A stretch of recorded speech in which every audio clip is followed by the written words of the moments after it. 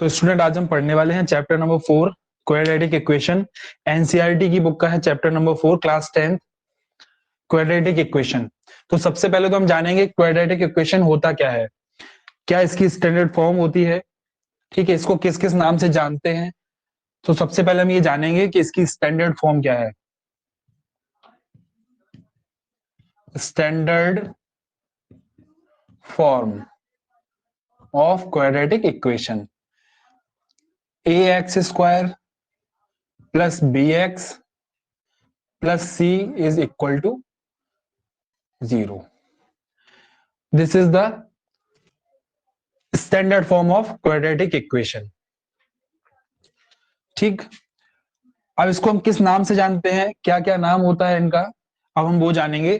सबसे पहले हम देखते हैं कि इसमें केवल एक ही वेरिएबल होता है, x यहां भी है और x ही यहां भी है। तो पूरे इक्वेशन में ओनली एक ही वेरिएबल हमें देखने को मिल रहा है जो कि x है ओनली। ये a b एंड c ये कांस्टेंट है हमारे, जो कि वेरिएबल्स के साथ में जुड़े हुए हैं।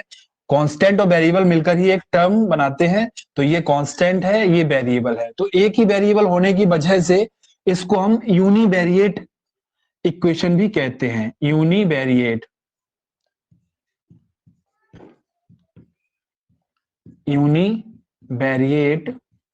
Equation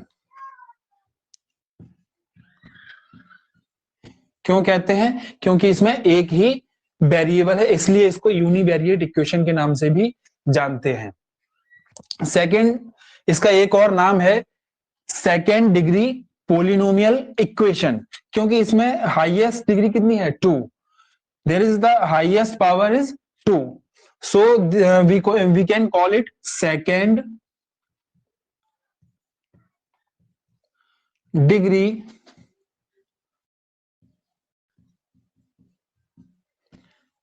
polynomial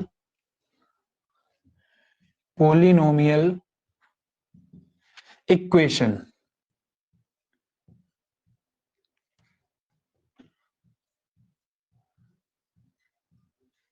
second degree polynomial equation, क्योंकि ये सेकेंड डिग्री का पोलिनोमियल है, इसी वजह से हम इसको सेकेंड डिग्री पोलिनोमियल इक्वेशन भी कहते हैं। ठीक है, तो इसके दो नाम हैं। नंबर 1 हम इसको जानते हैं यूनिवेरिएट इक्वेशन के नाम से, और दूसरा जानते हैं हम second degree polynomial equation. Univariate क्यों है, क्योंकि इसमें एक ही वेरिएबल है, इसीलिए हम इसको यूनी मीन्स होता है एक, तो यूनिवेरिएट इक्वेशन के नाम से जानते हैं, क्योंकि सेकेंड डिग्री का पोलिनोमियल है। Degree is the highest exponent of any term in an equation और पोलिनोमियल। तो एक इक्वेशन में जो सबसे हाईएस्ट डिग्री, हाईएस्ट पावर क्या है, इसमें 2 है, इसीलिए इसको बोलते हैं हम सेकेंड डिग्री पोलिनोमियल इक्वेशन। इसके दो अदर नेम्स हैं, ठीक है, ये आपको बहुत ही कम जगह देखने को मिलेंगे। हाँ, तो अब बात आती है, ये तो हो गई क्वाड्रेटिक इक्वेशन, ठीक है, क्वाड्रेटिक इक्वेशन का ये स्टैंडर्ड फॉर्म है, इसके दो नाम हैं। अब हम बात करेंगे क्वाड्रेटिक फॉर्मूला कहां से आया। अभी तक आपने क्वाड्रेटिक फॉर्मूला पढ़ा तो है, आपको बहुत से लोगों ने बताया भी होगा। तो क्वाड्रेटिक फॉर्मूला पहले तो हम जानते हैं कि क्या होता है। पहले तो हम क्वाड्रेटिक फॉर्मूला लिखेंगे, कोचिंग क्लास में मैंने आपको पढ़ाया भी है। x is equal to minus b plus minus under root b square minus 4ac upon 2a। ठीक है, आज वो कहां से आया है वो हम जानेंगे, कहां से आया है वो आज के क्लास में हम जानेंगे। इसका derivation of quadratic formula, x is equal to minus b plus minus under root b square minus 4ac upon 2a। This is your quadratic formula. इससे हम किसी भी क्वाड्रेटिक इक्वेशन के रूट्स को फाइंड करते हैं। ठीक है, we are to find the roots of the any quadratic equation by this formula. This formula is known as quadratic formula और डायरेक्ट फॉर्मूला, और इसको हम धराचार्य फॉर्मूला भी कहते हैं, क्योंकि धराचार्य जी ने इसको दिया था हमें। इंडिया में सबसे पहले ब्रह्मगुप्त जी ने बताया था, उसके बाद धराचार्य जी ने इसमें थोड़ा सा अमेंडमेंट किया था, इसीलिए इसको हम धराचार्य के फॉर्मूले के नाम से भी जानते हैं। ठीक है, अब ये कहां से आया है उसके बारे में हम जानते हैं। तो सबसे पहले हम लिखेंगे अपनी क्वाड्रेटिक जो इक्वेशन है उसकी standard form, ax square plus bx plus c is equal to 0। तो ये है क्वाड्रेटिक इक्वेशन की स्टैंडर्ड फॉर्म। ओके बेटा, ओके दिख रहा है? एक बार क्या आया मैसेज? Okay okay. हाँ, तो आज हमने जो कंप्लीटिंग द स्क्वायर मेथड पढ़ा था, सेम उसी मेथड से हम इसको डेरिवेट करेंगे। क्लियर? तो जब कंप्लीटिंग द स्क्वायर मेथड पढ़ते हैं हम, तो जो एक्स स्क्वायर का कॉफिशिएंट होता है उसका पूरे इक्वेशन में हम डिवाइड करते हैं। ठीक है? तो ऑन डिवाइडिंग बाय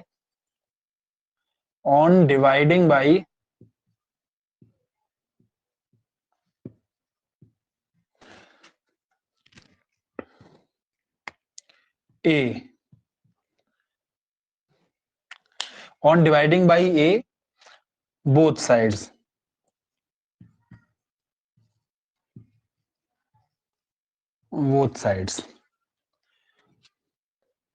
जब हम बोथ साइड्स में a से डिवाइड करेंगे तो a X square upon A plus B X upon A plus C upon A is equal to 0। Clear? अब a से a कैंसिल हो गया, तो इधर बचा हमारे पास X square plus B upon A X is equal to, ये प्लस का है, सी अपॉन ए, ट्रांसपोजिशन में यानी कि साइड चेंज होने पे ये माइनस का सी अपॉन ए बन जाएगा, माइनस का सी अपॉन ए हो गया। ठीक है? ये हम लोग पढ़ रहे हैं डेरिवेशन ऑफ क्वाड्रेटिक फॉर्मूला। ये जो फॉर्मूला है ये कहां से आया है, ये वाला जो हमारा फॉर्मूला है ये कहां से हमें मिला है, ये हम लोग इसमें पढ़ रहे हैं। ठीक है? तो फिर मैंने क्या बताया था, ऑन एडिंग क्या ऐड करना है हमें, जो यहाँ पर x का जो कॉफिशिएंट मिला है, x के कॉफिशिएंट में 1/2 का मल्टीप्लाई करेंगे और पूरे का स्क्वायर ऐड कर देंगे बोथ साइड्स में। क्लियर? तो X square plus B upon A X plus B बन जा बी का 1 में मल्टीप्लाई हुआ बी और 2 का ए में होगा तो 2a का whole square is equal to minus का सी अपॉन ए और प्लस बी अपॉन 2a का होल स्क्वायर। क्लियर? नाउ अब ये देखो, ए स्क्वायर प्लस 2ab, ये ए स्क्वायर हो गया, ये बी स्क्वायर हो गया और ये 2ab हो गया। कैसे हो गया? 2ab अगर हम करें तो 2a को हम मान रहे हैं x और b को मान रहे हैं b अपॉन 2a, तो b अपॉन 2a, तो 2 से 2 हमारा कैंसिल हो जाएगा, तो क्या बचेगा यहाँ पे bx b upon A x, तो वही यहाँ पर b अपॉन ए एक्स लिखा हुआ है। इसका मतलब है ये हो गया हमारा x plus b upon 2a का whole square, x upon x plus B upon 2a का होल स्क्वायर हो गया। जब हम इसको ओपन करेंगे तो यही चीज हमें मिलने वाली है। तो ये a square plus b square plus 2ab, ये 2ab लिखा हुआ है, ये मैंने यहाँ पर एक्सप्लेन भी किया हुआ है क्यों 2ab का ये आया है, क्योंकि 2 से ये नीचे वाला जो 2 है ये कैंसिल हो जाएगा। ठीक है? तो b अपॉन ए एक्स हमें यहाँ पर मिल जाएगा जो कि यहाँ पर है, तो ये x plus B upon 2a का whole square is equal to minus का c अपॉन ए प्लस इधर बी स्क्वायर अपॉन 2 का स्क्वायर 4 और a का स्क्वायर a स्क्वायर। अब हमें क्या मिला इधर, x plus B upon 2a का whole square is equal to, now we are going to take the LCM, 4a square and a, इन दोनों का जब हम एलसीएम लेंगे 4a स्क्वायर एंड a, इन दोनों को जब एलसीएम हम लोग करेंगे, एलसीएम लेंगे तो 4a स्क्वायर ही आएगा, 4a स्क्वायर। क्लियर? क्योंकि a का जो डिवाइड है 4a स्क्वायर में पूरा चला जाएगा इसीलिए। ठीक है? तो a से जब हम इसमें डिवाइड करेंगे तो क्या आएगा, 4a स्क्वायर में a से डिवाइड करेंगे तो a से स्क्वायर कैंसिल हो गया, क्या बचा 4a, क्योंकि ऊपर कितनी ए है, 2 बार ए है, ए स्क्वायर है तो ए से एक कट गया, 4a में मिल गया, तो यहाँ पे 4a बचा। ठीक है, 4a बचा इसमें, तो 4a का c से मल्टीप्लाई होगा तो ये क्या हो जाएगा, माइनस का 4ac, 4ac। और ये पूरा पूरा 4a स्क्वायर से 4a स्क्वायर पूरा पूरा डिवाइड हो जाएगा, तो 1 बार जाएगा डिवाइड, तो प्लस में b स्क्वायर वैसे का वैसा ही, क्योंकि b स्क्वायर इंटू 1 करेंगे तो b स्क्वायर आ जाएगा। अब ये स्क्वायर जो है ट्रांसपोजिशन में स्क्वायर रूट में चेंज होगा, तो x plus B upon 2a is equal to b square, हम आगे लिख लेते हैं, प्लस का है, माइनस 4ac हम लोग पीछे कर लेते हैं, अपॉन में 4a स्क्वायर। क्लियर? अब x plus B upon 2a as it is, इधर B square minus 4ac as it is, क्योंकि इसका स्क्वायर रूट हम नहीं कर सकते, और इधर 4 का स्क्वायर रूट 2 होता है, और a स्क्वायर का जब स्क्वायर रूट करेंगे तो a आ जाएगा, 4a का स्क्वायर रूट, 4a का स्क्वायर रूट करेंगे तब देखो 4a को हम लिख सकते हैं 2 इंटू 2 4 हो गया, a स्क्वायर को लिख सकते हैं a into a, square root है, इसका मतलब यहाँ पर जो पावर है वो 2 है, यहाँ पर जो सर्ड पावर बोलते हैं जिसको हम, वो 2 है, जो कि लिखी नहीं जाती है क्योंकि लीस्ट काउंट होता है, इसका मतलब है अंदर दो दो के पेयर बनेंगे। ठीक, तो ये 2 बाहर आ गया और एक a बाहर आ गया, तो ये 2a आ गया इसका स्क्वायर रूट। क्लियर? ये रफ वर्क है, this is the rough work. x is equal to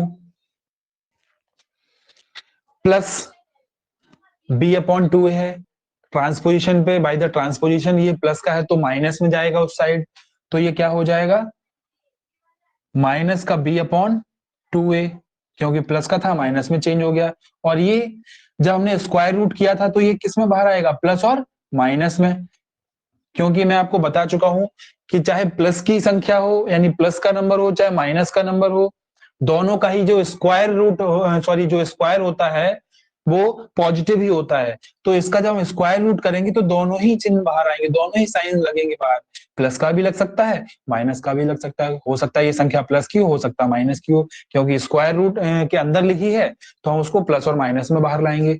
what is the doubt?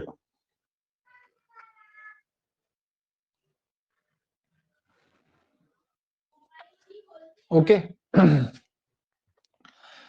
हाँ, फिर plus minus as it is ये वाला आ गया, और बी स्क्वायर माइनस 4ac वैसे का वैसा ही, अपॉन में 2a वैसे का वैसा ही। अब हम लोग क्या करेंगे, एलसीएम ले लेंगे, हमारा जो डेरिवेशन है वो complete, x is equal to LCM कितना आएगा 2a, 2a, अब एलसीएम 2a से 2a कैंसिल, माइनस बी का 1 से मल्टीप्लाई माइनस बी, फिर प्लस माइनस 2a से 2a cancel, b under root b square minus 4ac में 1 का मल्टीप्लाई एज इट इज आ जाएगा। तो इस प्रकार से हम लोग क्वाड्रेटिक इक्वेशन को डेरिवेट कर सकते हैं।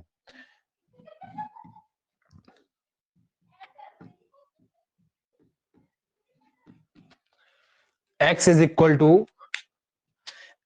Equal to minus b plus minus under root b square minus 4ac upon 2a, and that is your quadratic formula.